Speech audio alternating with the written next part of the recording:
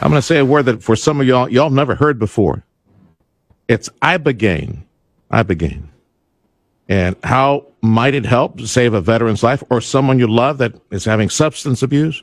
State of Texas is plowing forward with a $50 million initiative. The governor said, yes, let's go.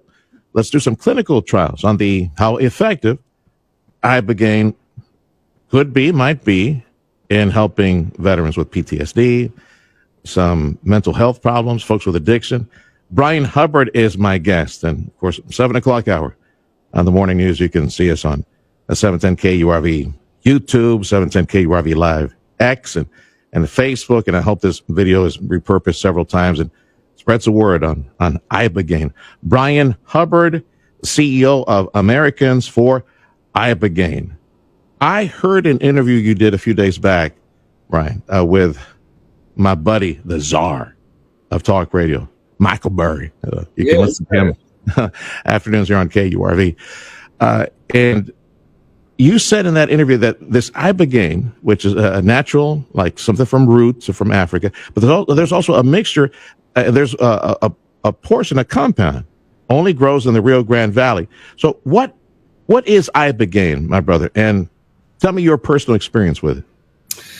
Ibogaine is a psychoactive alkaloid that is derived from 3 West African botanical sources. There is a civilization in Gabon called the Bouidis that have used Ibogaine as part of their cultural and spiritual traditions for centuries. In the mid-60s, a gentleman by the name of Howard Lotsoff, who had struggled with heroin addiction for about a decade, came into contact with Ibogaine somewhere out in California, and he took it because he wanted to understand what it would do. And after what was about a 10 to 12 hour experience, on the other side, he recognized that he had no desire for heroin. Mm-hmm. Not only did he have no desire for heroin, but he never experienced any withdrawal symptoms. This touched off a 60-year quest to understand exactly what this is and how it works. What has been discovered through decades of observational field studies that have produced evidence that are a mountain high is that Ibogaine has a profound ability to essentially interrupt, in particular, opioid addiction, and to reverse the physiological effects of opioid dependence as well as other substance dependencies on the brain. In 2017, before that, in the mid-2010s, early 2010s, as veterans started coming home from the traumas of war overseas and encountering the Veterans Administration, which had at its disposal all of the conventional pharmacology that is known by all, they were coming to the point of suicide because of the inability of what we have to effectively address symptoms of traumatic brain injury, post-traumatic stress, as well as treatment-resistant depression and anxiety. And there were clinics operating in Mexico. We call them clinics. Some are just lone individuals who happen to have access to Ibogaine. These veterans started to travel to Mexico to receive treatment that many of them thought was outlandish, otherworldly, too good to be true, but they were willing to try anything. And it was going to be their last stop to save their own lives before the graveyard. So they traveled to Mexico, they received Ibogaine, and this has touched off what is now probably a 10-year process where thousands of U.S. Special Forces veterans individually, at great risk in some cases, have traveled offshore from the United States to get Ibogaine to help them when nothing else will. A study issued by Stanford University in the journal Nature Medicine, which is one of the top 3 medical research journals in the world, on January 5th, 2024, described the response of 30 U.S. Special Forces veterans to their Ibogaine treatment when they were on the brink of suicide.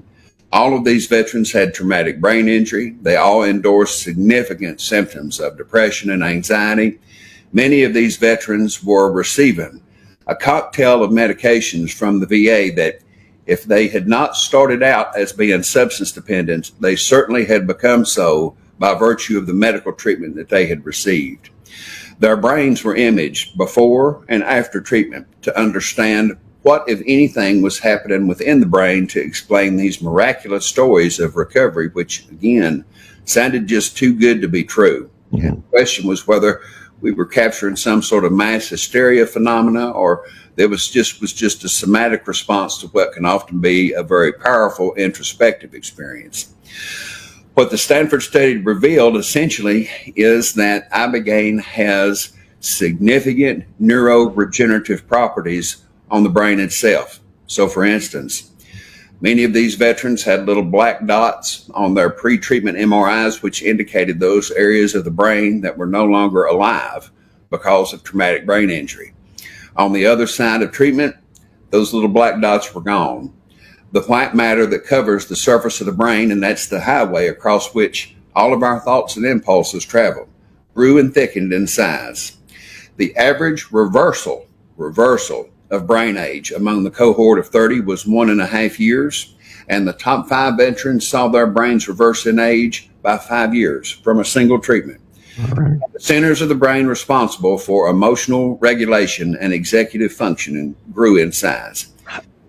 I can imagine some folks in the medical community probably driving off the freeway right now tuning in. You just said neuroregenerative, an area that does not regenerate, and that's quite the claim. Now, $50 million in Texas money going for clinical trials, and I would hope that they do plenty of CT scans and things like that and follow up on that. My guest is Brian Hubbard. He's CEO of Americans for Ibogaine. Ibogaine is a substance that seems to provide a miracle cure, from what I have heard. And there was, I saw you on a podcast with Joe Rogan and former Governor Rick Perry on this. It seems to provide like a brain reset. Like if you could press a reset button for people who are addicted, individuals who are addicted, people who have mental health issues to the point of suicide, it resets the brain miraculously through with a very unpleasant trip. That's the way I'll call it. You describe me that trip, because this is a Schedule 1, right, substance, this Ibogaine. It's illegal in this country. But again, we'll go through these clinical trials, and people can't get addicted to this stuff because it's very unpleasant. Can you describe what happens with Ibogaine and how maybe that's how it resets the brain? Well, let me begin by saying that while Ibogaine is not a now and forevermore cure, what it does do is provide an individual with the very best opportunity to pursue long-term durable recovery that they can get by virtue of the biological restoration of the brain's neurochemistry that you reference. In terms of the way it works, a person will take some pills that are given to them, and they'll take them in a clinically controlled medical setting. They will have undergone cardiac screening, a health screening prior to make sure that they are healthy to receive the medication. When you take the pills, you are under cardiac monitoring. You probably have an IV for some magnesium that mitigates a very real cardiac risk. And it's important that the audience know this is not something to be trifled with on somebody's own. You don't want to order it online. You don't want to try to do it yourself because it will kill you. Okay. The propensity to prolong the time in between heartbeats. And when you take it, you're going to find yourself in a state of semi-paralysis for 10 to 12 hours. And 85% to 90% of folks who take it not only experience that semi-paralysis, but will usually throw up repeatedly over the course of that 10 to 12 hours. Because of how it works, it doesn't produce any sort of high. It's a very challenging physical experience.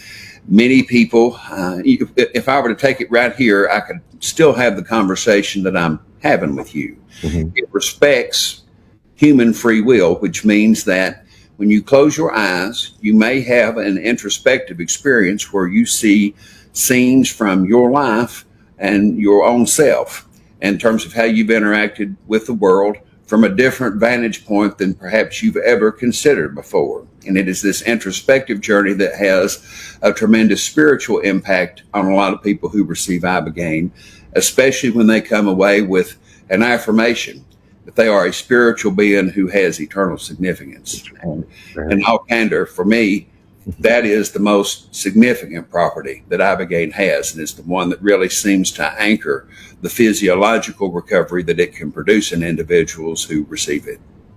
Of the veterans and other folks that you've spoken with who taken Ibogaine, have gone to Mexico, for example, to take this. would you say the overwhelming majority or all of them have done a 180 and now are on a path toward healing, or they sleep now, they no longer have nightmares, or what is it? What happened with these folks?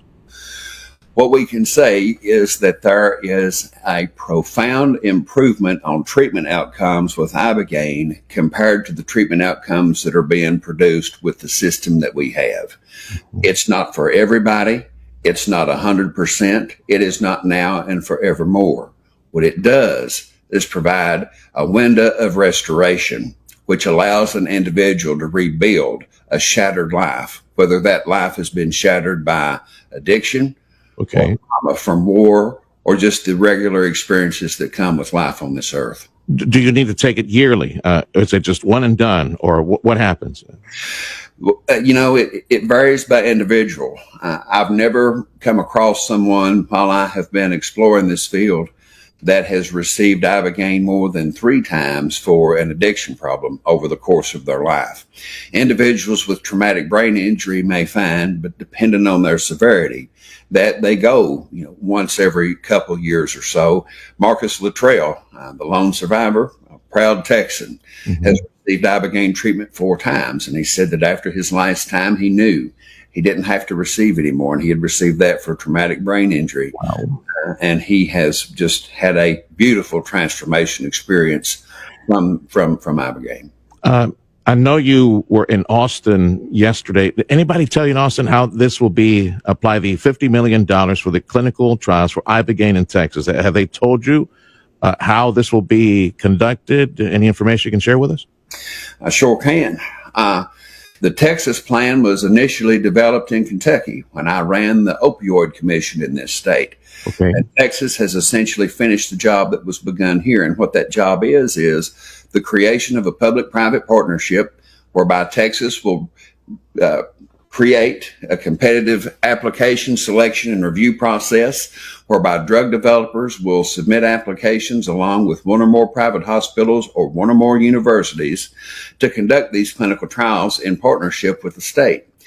The consortium, as it is called, will have to bring its own $50 million to the table to match the state's $50 million. Okay. Texas money will only go to pay for trials for Texans in the state of Texas in Texas medical facilities. I'm guessing you will provide this information on your site, right? Americans for Ibogaine, right? Are you going to keep up with this and provide that news? As long as the good folks there in the state of Texas will let me keep a hand in it, I fully intend to stay involved all the way through.